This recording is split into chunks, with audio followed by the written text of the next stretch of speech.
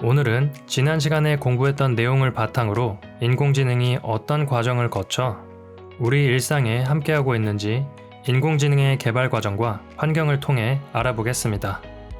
인공지능이 적용된 서비스는 서비스 기획, 개발 환경 구축, 학습 데이터 준비, AI 학습, AI 배포 과정을 통해 개발이 진행됩니다. 먼저 인공지능 서비스에 대한 기획을 하기 위해서는 인공지능이 우리 일상생활 속에서 어떻게 사용되고 있으며 잘 사용하지 않는 인공지능은 어떤 이유로 사용하지 않는지 알아볼 필요가 있습니다. 자율주행, 얼굴 인식 등의 인공지능은 현재 우리 일상에서 많이 사용하고 있는 대표적인 인공지능 서비스입니다. 하지만 모든 분야에서 인공지능이 활용되고 있지는 않습니다. 인공지능 서비스를 개발하고 운영하기 위해서는 서비스를 통해 수익을 내고 이를 서비스 운영에 사용해야 하는데요. 수익성이 떨어지거나 기존의 업무를 대체한 인공지능의 효율성이 떨어지는 경우 인공지능 서비스를 지속하거나 활용하기가 어렵습니다. 한 가지 사례로 미국의 주택담보대출을 진행해주는 한 회사는 고객의 문제에 대한 해결책을 제안하는 인공지능 시스템을 도입하였으나 시스템이 엉뚱한 제안을 하는 바람에 해당 시스템의 사용을 중단하였습니다. 이는 적절하지 않은 학습 데이터를 통해 시스템을 개발하였기 때문인데요. ICT 시장조사 기관인 IDC에 따르면 이와 비슷한 이유로 AI 프로젝트가 실패했다고 판단되는 회사가 약 60%에 달한다고 합니다.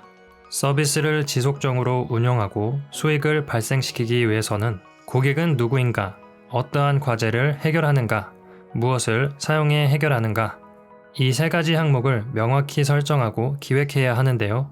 이를 서비스 기획이라고 합니다. 서비스 기획에 따른 아이디어 실현 가능성과 이에 따른 수익을 예상하여 시장을 확보하는 과정이 중요합니다. 그 다음 서비스에 사용될 시스템과 기술을 정하여 시스템을 구성해야 하는데요.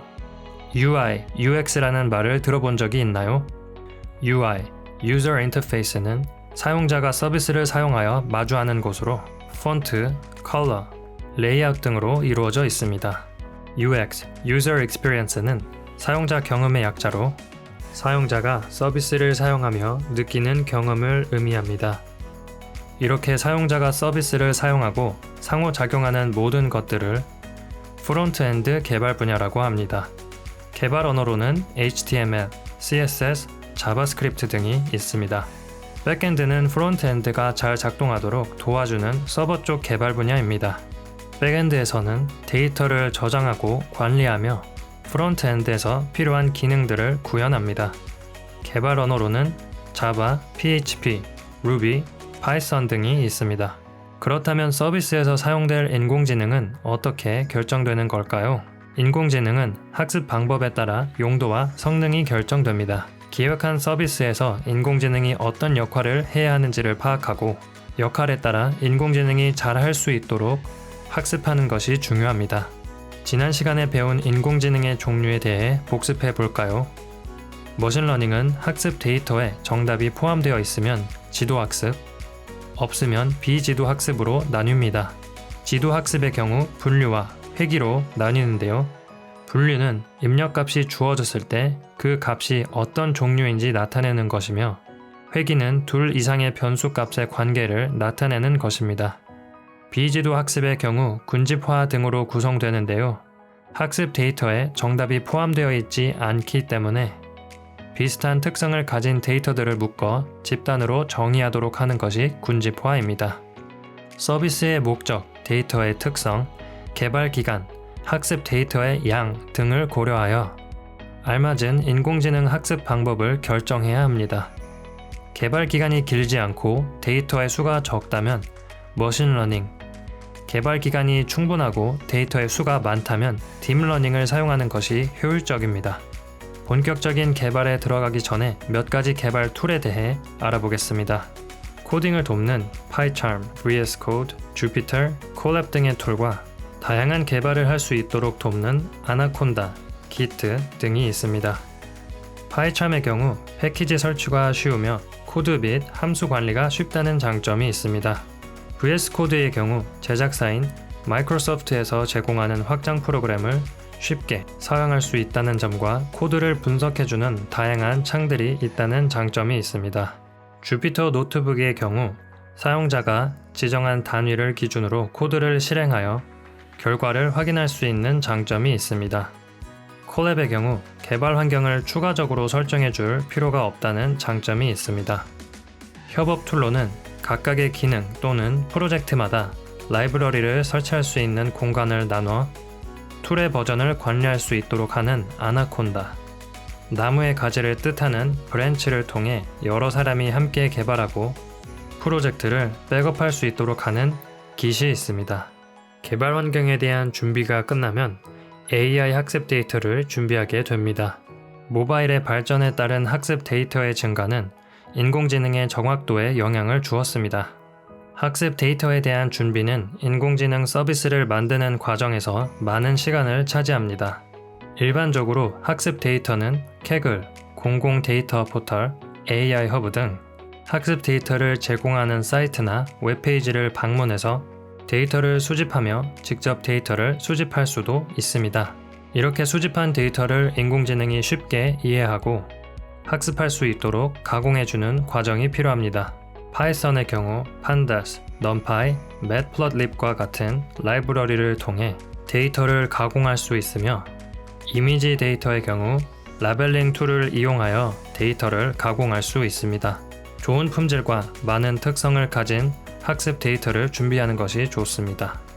학습 데이터를 준비한 후 각각의 데이터 항목에 맞지 않는 값이나 빈 값이 없는지, 항목별 데이터의 수는 일정한지 확인해야 합니다. 학습 데이터 준비 및 가공이 완료되었다면 데이터를 균등하게 배분해야 하는데요.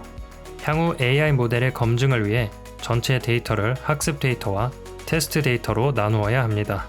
학습 데이터를 준비하고 가공하기 위해서는 많은 과정이 필요하며 데이터 전문 기업이 이러한 과정을 대신 처리해주기도 합니다. 학습 데이터가 준비되면 본격적으로 학습에 들어갑니다. AI 학습에는 딥러닝 프레임워크라고 하는 TensorFlow, Keras, Torch 등을 사용합니다. 프레임워크와 라이브러리의 차이는 자유도입니다. 프레임워크는 라이브러리와 달리 프레임워크의 룰을 지키면서 개발해야 한다는 점에서 차이가 있습니다. AI 학습에는 주로 TensorFlow와 Torch를 사용하는데요. Torch의 경우 NumPy, 파이썬과 코드가 비슷하고 디버깅이 쉽다는 장점이 있습니다. TensorFlow는 학습이 빠르고 인공지능의 학습 과정을 시각화해주는 TensorBoard 사용이 가능합니다. Keras의 경우 TensorFlow 내부에 속해 있는 것으로 모델과 학습 데이터를 제공하고 학습을 단순화하여 TensorFlow보다 사용하기 쉽다는 장점이 있습니다.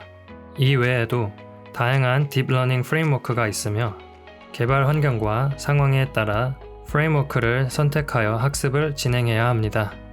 다음으로 AI 모델에 대한 학습을 평가하고 검증하는 과정이 필요합니다.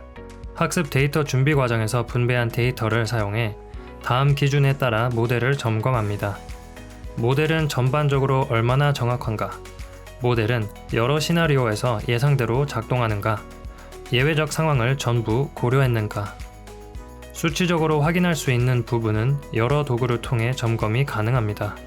학습 과정에서 TensorFlow를 통해 loss, accuracy 등을 확인할 수 있으며 학습 이후 TensorBoard를 통해 학습 과정을 모니터링할 수 있습니다. 이러한 도구들을 통해 과소적합과 과대적합의 상황을 판별하고 이를 기반으로 다시 학습을 진행하게 됩니다. AI 모델 학습이 완료되면 서비스 환경에 맞춰 코드를 적용하게 됩니다. 적용 환경은 하드웨어에 따라 달라지는데요. 하드웨어는 임베디드, 서버, 모바일, 데스크탑이 있으며 하드웨어에 설치된 OS에 맞춰 코드 및 AI 모델을 적용해야 합니다.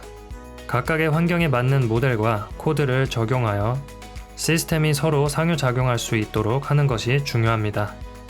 이러한 과정들을 통해 서비스 점검이 끝나면 AI 모델 및 서비스를 배포하게 됩니다.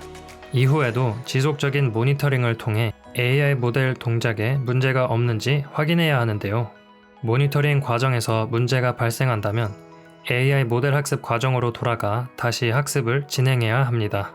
이 외에도 서비스를 운영하며 발생한 사용자 데이터를 수집하여 AI 모델이 더 나은 성능을 낼 수 있도록 재학습을 진행하기도 합니다. 이렇게 기존 모델을 활용하여 수집한 데이터로 학습하는 것을 파인 튜닝이라고 하며 AI 모델 학습 과정에서 모델의 성능이 나빠지는 상황도 발생할 수 있기 때문에 학습하기 전 모델을 저장하는 롤백 과정을 진행하기도 합니다. 이러한 과정을 통해 서비스를 배포한 후에도 그 서비스는 유지, 보수되는데요. 데이터가 쌓이고 지속적으로 변화하는 서비스 환경에 맞춰 개발하는 과정을 MLOps라고 합니다. 현재 많은 기업들이 MLOps에 따른 서비스와 도구를 구축하여 사용하고 있습니다. 이러한 서비스 개발은 많은 시간과 과정이 필요하기 때문에 각각의 과정을 전문적으로 맡아주는 회사도 존재합니다.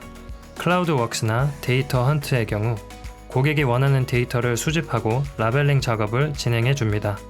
이렇듯 끊임없이 생산되는 데이터와 기술 발전으로 인공지능은 계속 성장하고 있습니다.